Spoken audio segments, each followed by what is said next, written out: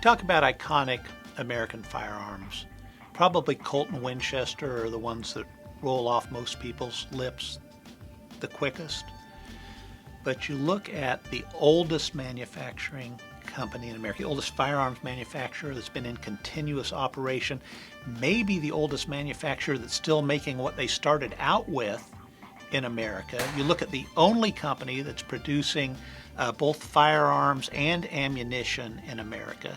You look at the largest producer of American shotguns and rifles, and you look at the company that probably most hunters and sportsmen identify with in America, and you're talking Remington.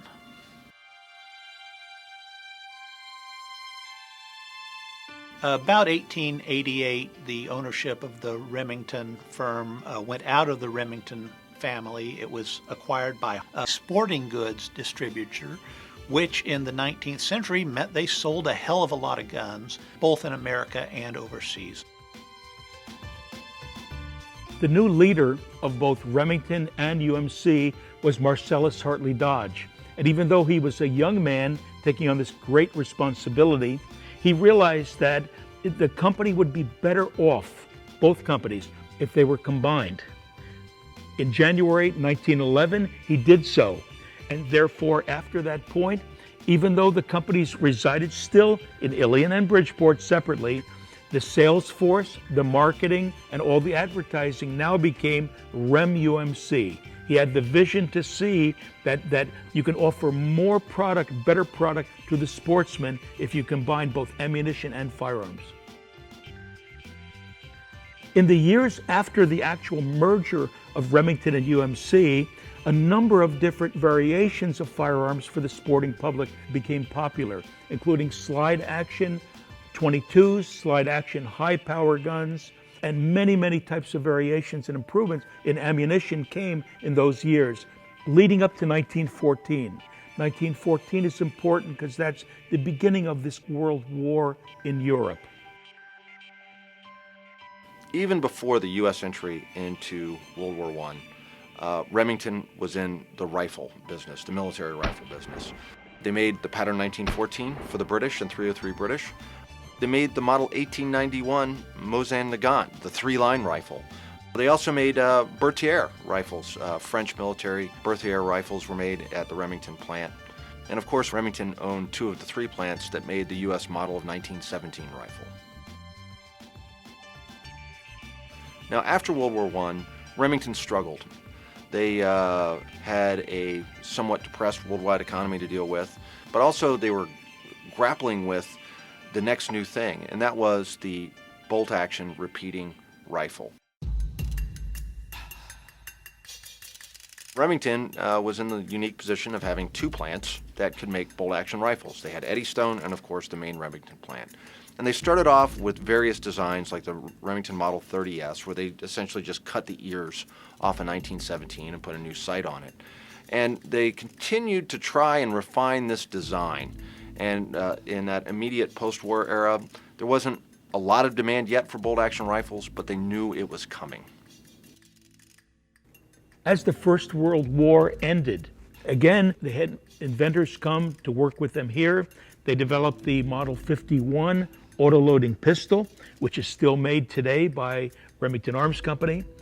They also developed a series of pump-action shotguns, the Model 29, the Model 31, leading up into the 1950s later on with the most famous pump shotgun of all, the Model 870.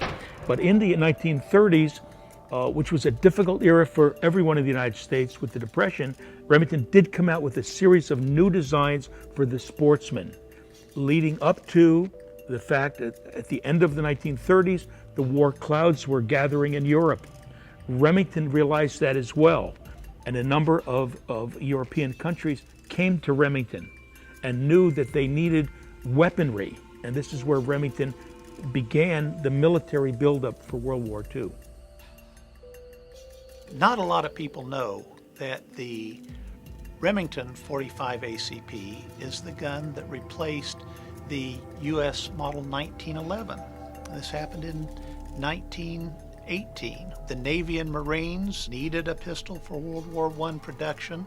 Remington had a beefed up version of its popular little Model 51 pocket pistol, which was available in 380 and 32 ACP. They called this the Model 53. And the Marines and Navy tested it head to head with the 1911. They found it to be the superior pistol. They issued an order that all service handguns in the Navy and Marines were to be replaced with the Remington 45 ACP. And Remington came in with a price that was too high for them. They sent Remington back to sharpen their pencil, gave them a contract to produce 1911s, which kept them busy. And by the time Remington got back to them with a revised quote, the wartime need had passed, and the Remington Model 53 never became the U.S. service pistol.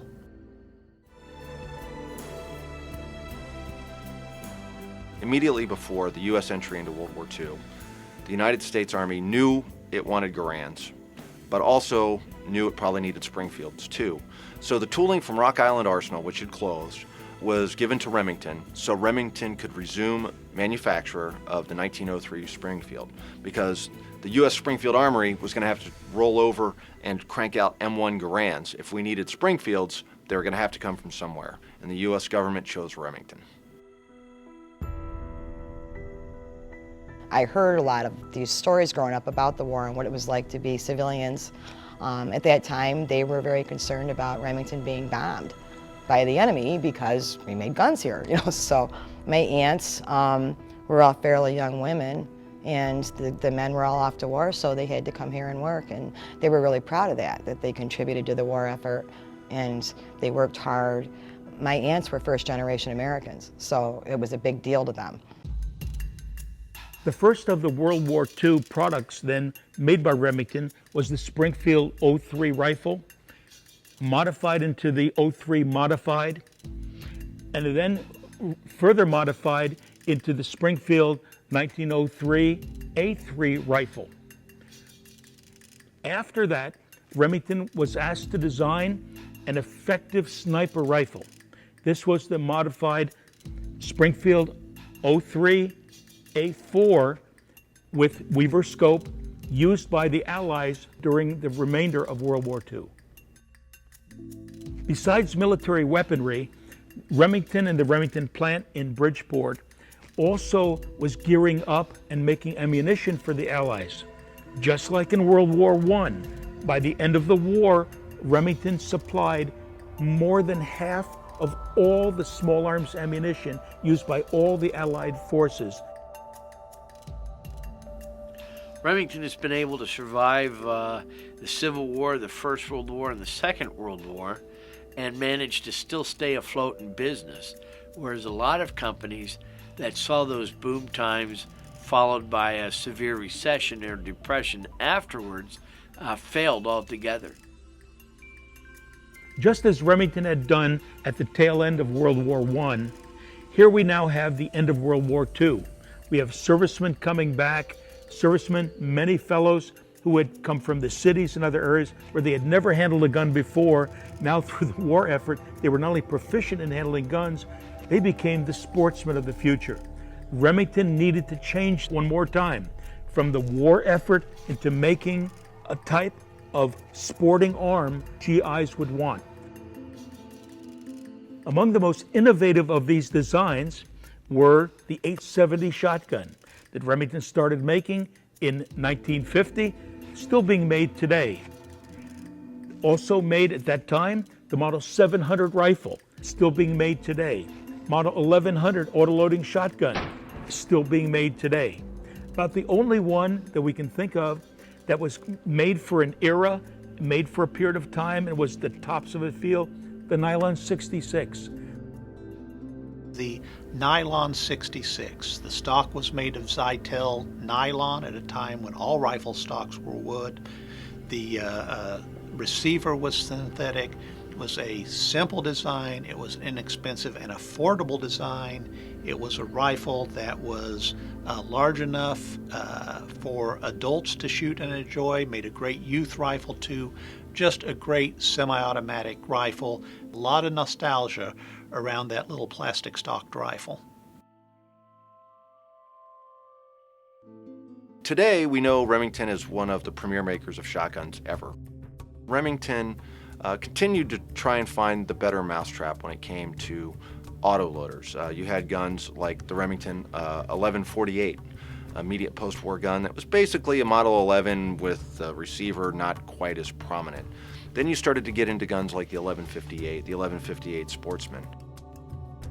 Remington really came out with the better mousetrap when it devised the Model 870 pump-action shotgun. It's probably the most produced shotgun in history.